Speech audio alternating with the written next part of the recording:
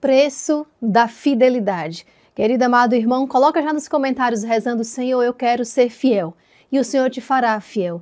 E por que você precisa ser fiel, você vai descobrir na meditação de hoje com o Evangelho de nosso Senhor Jesus Cristo. Seja muito bem-vindo. Pelo sinal da Santa Cruz, livra-nos Deus, nosso Senhor, dos nossos inimigos, em nome do Pai, do Filho e do Espírito Santo. Amém. Evangelho de Jesus Cristo, segundo São Marcos. Naquele tempo, o rei Herodes ouviu falar de Jesus, cujo nome se tinha tornado muito conhecido. Alguns diziam: João Batista ressuscitou dos mortos. Por isso os poderes agem nesse homem. Outros diziam: é Elias. Outros ainda diziam: é um profeta, como um dos profetas. Ouvindo isto, Herodes disse: ele é João Batista. Eu mandei cortar a cabeça dele, mas ele ressuscitou. Herodes tinha mandado prender João e colocá-lo acorrentado na prisão. Fez isso por causa de Herodíades, mulher do seu irmão Filipe, com quem se tinha casado. João dizia a Herodes: não te é permitido ficar com a mulher do teu irmão. Por isso, Herodíades o odiava e queria matá-lo, mas não podia. Com efeito, Herodes tinha medo de João, pois sabia que ele era justo e santo, e por isso o protegia. Gostava de ouvi-lo, embora ficasse embaraçado quando o escutava. Finalmente chegou o dia oportuno. Era o aniversário de Herodes, e ele fez um grande banquete para os grandes da corte, os oficiais e os cidadãos importantes da Galileia. A filha de Herodíades entrou e dançou, agradando a Herodes e seus convidados. Então o rei disse à moça: pede-me o que quiseres e eu te darei. Lhe jurou, dizendo: eu te darei qualquer coisa que me pedires, ainda que seja a metade do meu reino. Ela saiu e perguntou à mãe: o que vou pedir? A mãe respondeu: a cabeça de João Batista. E voltando depressa para junto do rei, pediu: quero que me des agora num prato a cabeça de João Batista. O rei ficou muito triste, mas não pôde recusar. Ele tinha feito o juramento diante dos convidados. E imediatamente o rei mandou que um soldado fosse buscar a cabeça de João. O soldado saiu, degolou-o na prisão, trouxe a cabeça num prato e deu à moça. Ela a entregou à sua mãe. Ao saberem disso, os discípulos de João foram lá, levaram o cadáver e o sepultaram. Palavra da salvação, glória a vós, Senhor. Primeiro que a fidelidade a Cristo custa um preço muito alto. A fidelidade a Cristo custa um preço altíssimo. E eu pergunto já a você, quanto tem custado a tua fidelidade? Porque quantas vezes dentro da família, dentro do trabalho, diante de pessoas que você convive, você é colocado em xeque-mate porque por causa da sua fidelidade, você tem tomado decisões, tem renunciado a coisas e isso tem incomodado outras pessoas. Isso tem incomodado pessoas que, com o seu testemunho, veem a necessidade delas mesmas mudarem. Mas, ao mesmo tempo, eu quero questionar você, trazer para você um outro questionamento à luz desta palavra. Se pergunta agora, será que de fato eu tenho testemunhado a verdade que é Jesus? Será que de fato quando as pessoas me olham, elas veem um testemunho vivo, real e autêntico? Ou de repente os comportamentos, as decisões, eles têm sido tomados com base no orgulho, com base no medo de perder até uma posição, de perder uma certa imagem diante dos outros.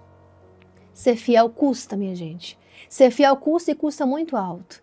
Ser fiel ao Evangelho, ser fiel a Jesus, ser fiel àquilo que o Senhor manda, tirar as lascas, sabe, lapidar o seu comportamento, custa e pode custar a sua imagem, pode custar amizades, pode custar até mesmo emprego, relacionamentos.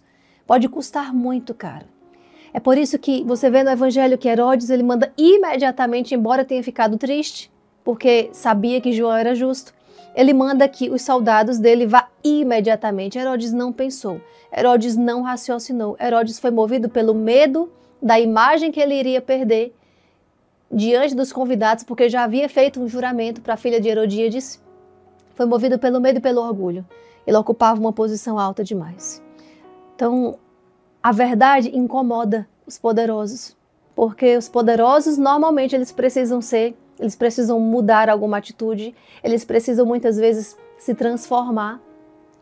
naquilo que o Senhor está apontando como verdade, ele manda os seus anunciadores. João Batista era o anunciador da verdade para Herodes. Herodes viu a verdade, Herodes ouviu a verdade, Herodes acolheu a verdade, porque ele gostava de ouvir João Batista. Ele gostava de ouvir. Mas diante de uma promessa infame, diante de uma promessa infeliz, ele se vê, na leitura dele, se vê obrigado a agir de maneira errada, com um pecado terrível, mandou matar João Batista. Na sua vida hoje, daquilo que você vive, daquilo que você tem enfrentado diariamente, quantas mortes você tem deixado acontecer, quantas injustiças. E eu convido você a olhar para o Evangelho também e dizer, esse Evangelho é para mim. Esse Evangelho é para mim mostrar qual é a injustiça que eu tenho cometido a cada dia, ao silenciar diante de situações que precisa ser dita a verdade. A correção é obra de misericórdia, gente. A correção é obra de misericórdia. O silêncio é valioso, ele é valiosíssimo na hora certa, na hora oportuna. O silêncio, na hora em que uma verdade ela precisa ser anunciada, ele é omissão. E a omissão é pecado. Agora presta atenção, não estou dizendo aqui que você saia pegando todo mundo no meio do caminho e descendo a lenha, né, da palavra e humilhar a pessoa e oprimir a pessoa que está errada, não. Tudo vai da maneira como é entregue a verdade. A verdade sem caridade, ela não produz o efeito que deve produzir. Mas a verdade, ela precisa ser dita, principalmente se você tem deveres sobre essa pessoa. Se você cuida dessa pessoa, se você tem um vínculo forte com essa pessoa na sua família ou na amizade mesmo, você tem o dever de dizer a verdade a ela. E diante de uma situação que você é colocado em xeque-mate, não ter medo de perder, sabe? Para pagar mesmo o preço da fidelidade a Jesus Cristo. Então, hoje, reflete sobre essas palavras do Evangelho. A primeira vida que precisa ser moldada pelo Evangelho é a sua. E eu te digo mais, nós escutamos muito aquela frase, não é? Palavras convencem, mas o testemunho arrasta. Seja testemunho dentro da sua casa, minha filha amada, você que é esposa, que é mãe, seja testemunho para os seus filhos, seja testemunho para o seu esposo. Sabe, muitas vezes as pessoas moldam suas decisões e seus comportamentos com base no que o outro está fazendo com ela.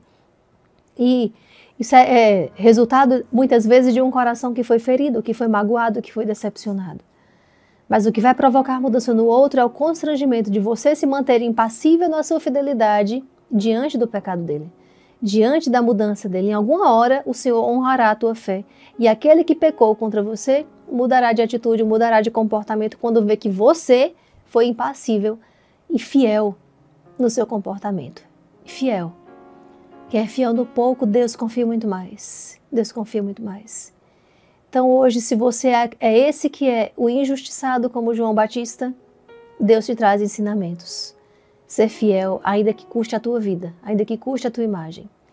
Mas se você é aquele que detém algum poder sobre alguém, seja de cargo, seja de dinheiro, seja emocional, seja de autoridade mesmo biológica dentro de uma casa, como que esse poder tem sido usado para influenciar positivamente, levar essas pessoas ao Senhor? Na medida em que você pode, claro, na medida até onde uma pessoa, um ser humano consegue influenciar outro com a graça de Deus, com a graça divina. Então, guarda essas palavras no teu coração e vamos rezar, então, pedir ao Senhor que Ele nos conceda a graça da fidelidade. Nós te pedimos, Jesus, a graça de sermos fiéis ao Evangelho, de não voltarmos atrás, de não te negarmos, Jesus. Longe de nós a negação, longe de nós negar a nossa fé em Ti, longe de nós de negarmos a fé e a verdade que Teu Evangelho nos mostra, a verdade que és Tu mesmo, que é uma pessoa. Faz-nos fiéis, Jesus, custe o que custar, faz-nos fiéis. Deus abençoe muito você, até a próxima Palavra de Deus, se Deus quiser. Quem como Deus? Ninguém.